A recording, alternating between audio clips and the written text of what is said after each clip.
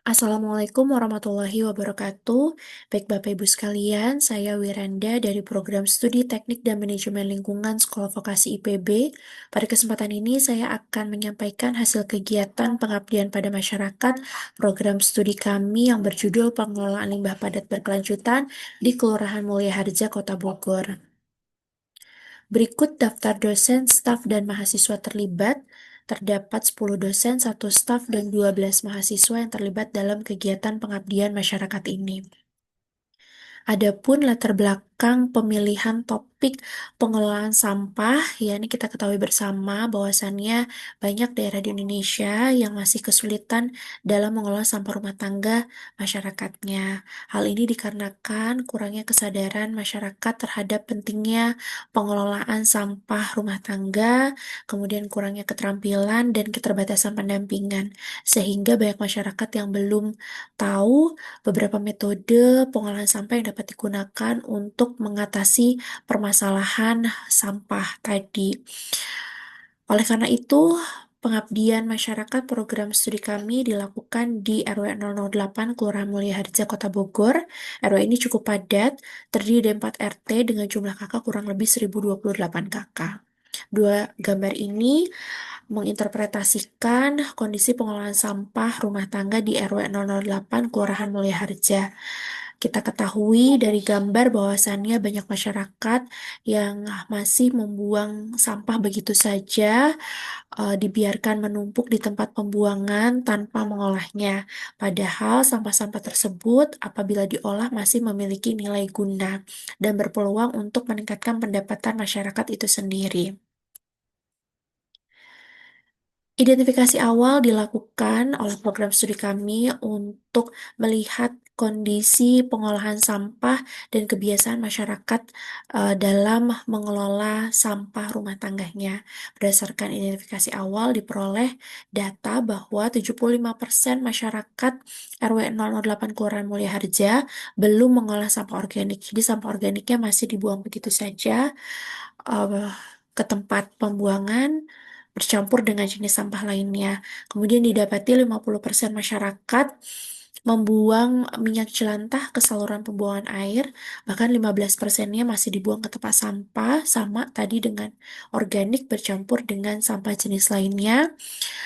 Baru hanya 35% masyarakat yang menampung minyak jelantah yang kemudian dijual.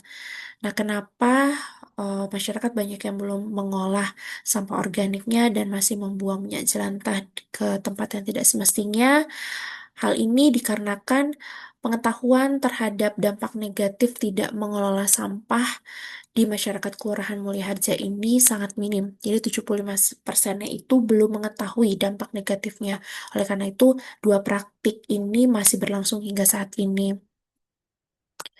Oleh karena itu, kegiatan pengabdian masyarakat ini menargetkan 4 tujuan. Yang pertama adalah meningkatkan kesadaran masyarakat dalam memilah dan mengolah sampah sejak dari rumah. Kedua, mengolah sampah organik menjadi ekoenzim yang dapat digunakan sebagai pembersih serbaguna. Ketiga, mengolah minyak jelantah menjadi sabun yang dapat digunakan menjadi sabun cuci dan pembersih noda. Dan keempat, mengolah sampah plastik menjadi minyak sebagai bahan bakar alternatif menggunakan pirolisis.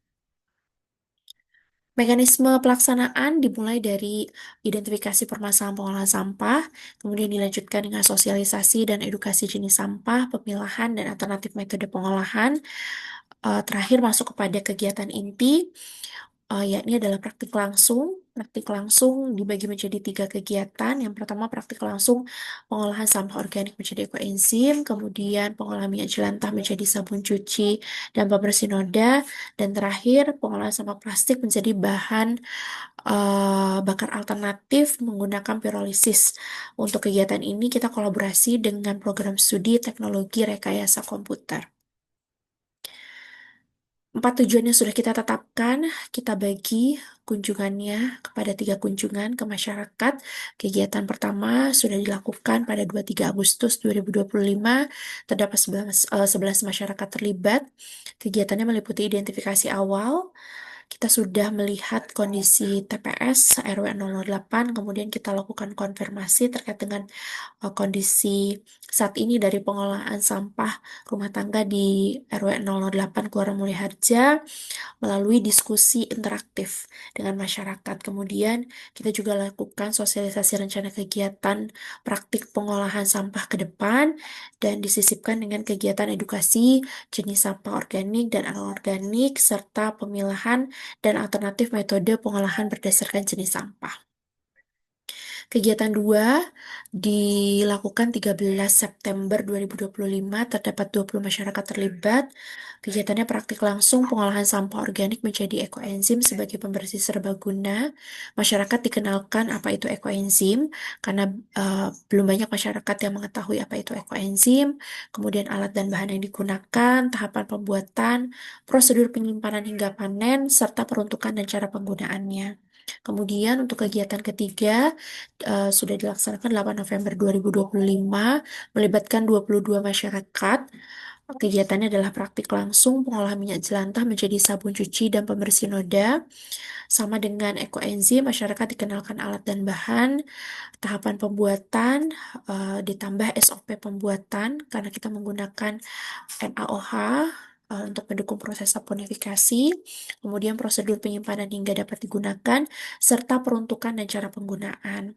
Terakhir, kegiatan keempat, kolaborasi dengan program studi teknologi rekayasa komputer dilakukan pada 22 November 2025, terdapat 21 masyarakat terlibat, di mana praktik langsung pengolahan sampah plastik menjadi minyak sebagai bahan bakar alternatif menggunakan pirolisis ini dimulai dengan mengenalkan apa itu pirolisis. Ini juga masyarakat belum banyak yang tahu apa itu pirolisis, kemudian jenis sampah yang bisa diolah di pirolisis, kemudian pengoperasian pirolisis, dan peruntukan minyak yang dapat dijadikan sebagai bahan bakar alternatif. Adapun luaran yang telah dicapai yakni pertama adalah 2 artikel ilmiah, satu publish, satu accepted. Publish untuk yang jurnal atau artikel ilmiah ekoenzim, kemudian accepted untuk minyak jelantah menjadi sabun. Selanjutnya ada 5 artikel media, yang kedua ada 5 artikel media, kemudian yang ketiga 1 buku saku, dan yang keempat adalah 4 HKI. 4 HKI ini diantaranya adalah buku saku, poster ekoenzim, poster minyak jelantah menjadi sabun, dan video PPM.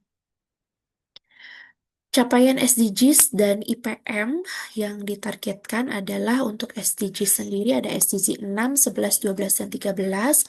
Dan untuk IPM sendiri ini sebenarnya kita menargetkan pada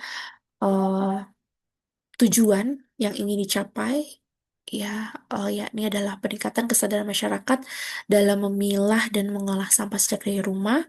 Kemudian masyarakat terampil dalam mengolah sampah baik yang organik menjadi ekoenzim, kemudian minyak jelantah menjadi sabun, dan sampah plastik menjadi minyak sebagai bahan bakar alternatif menggunakan pirolisis. Sekian paparan terkait dengan hasil kegiatan pengabdian masyarakat program studi kami. Terima kasih atas perhatiannya. Wassalamualaikum warahmatullahi wabarakatuh.